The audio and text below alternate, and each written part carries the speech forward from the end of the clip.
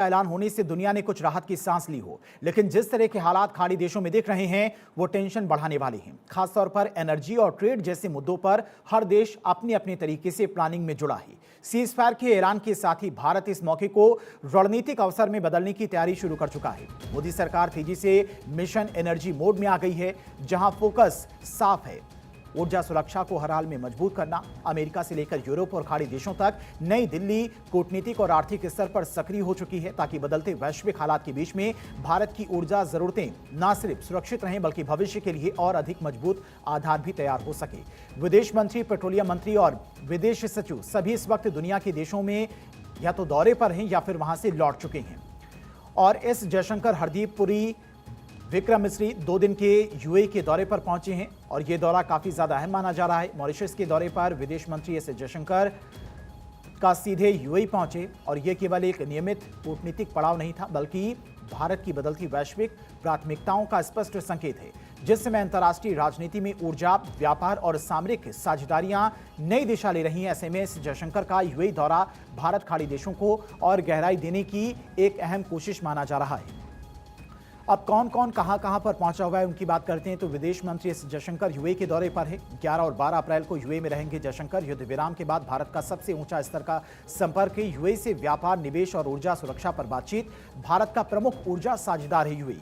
जयशंकर के यूएई दौरे को गेम चेंजर भी माना जा रहा है। उनकी कूटनीति खाड़ी देशों को भारत के साथ में जोड़ेगी और पूरे पश्चिम एशिया में स्थिरता लाने में अहम साबित होगी। एस जयशंकर यूएई दौरे पर हैं तो पेट्रोलियम मंत्री हरदीप सिंह पुरी कतर का दौरा कर चुके हैं। वहीं विदेश सचिव अमेरिका के बाद यूरोप के दौरे पर जा रहे हैं और अमेरिका के बाद में यूरोप के दौरे पर विदेश सचिव विक्रम मिस्री पेरिस और जर्मनी के 3 दिवसीय दौरे पर जा रहे हैं विदेश सचिव। इस दौरे की सबसे बड़ी वजह पश्चिम एशिया का संकट है। पश्चिम एशिया से ऊर्जा सुरक्षा पर पड़ने वाला असर है। भारत अपनी तेल गैस जरूरतों के लिए इस क्षेत्र पर निर्भर है और अगर यहां पर युद्ध लंबा चला तो भारत को महंगी एनर्जी खरीदनी पड़ सकती है। इसीलिए भारत यूरोपीय देशों के साथ में मिलकर विकल्प तलाश रहा है और यह दौरा ऐसे समय में हो रहा है जब जर्मन चांसलर फ्रेडरिक मर्ज और फ्रांसीसी राष्ट्रपति इमैनुअल मैक्रोन ने जनवरी और फरवरी में भारत का दौरा किया था। विदेश सचिव का यूरोप दौरा भारत और इन देशों के बीच में द्विपक्षीय संबंधों की पूरी तस्वीर को समझने और मजबूत करने का मौका है। यूरोप से पहले विदेश सचिव अमेरिका के दौरे पर रहे। संकट के बीच यूएस में एक्शन मोड में भारत। यूएस के विदेश सचिव मार्को रूबियो से मिले विदेश सचिव। रूबियो के अलावा भारत में यूएस के राजदूत सर्जियो गोर से भी मिले। अमेरिका के उप विदेश सचिव क्रिस्टोफर के साथ बैठक की। व्यापार, तकनीक, ऊर्जा और रक्षा समेत इंडिया यूएस रिलेशन पर भी बातचीत हुई। कुल मिलाकर देखें तो बदलते वैश्विक परिदृश्य के बीच में मोदी सरकार ने ऊर्जा सुरक्षा को अपनी प्राथमिकताओं के केंद्र में रखा है।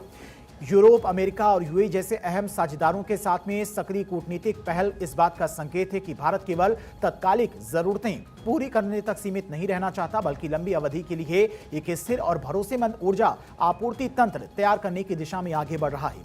आने वाले समय में यह रणनीति न सिर्फ भारत की ऊर्जा मांग को संतुलित करेगा, बल्कि वैश्विक मंच पर उसकी रणनीतिक स्थिति को भी और मजबूत बनाएगा।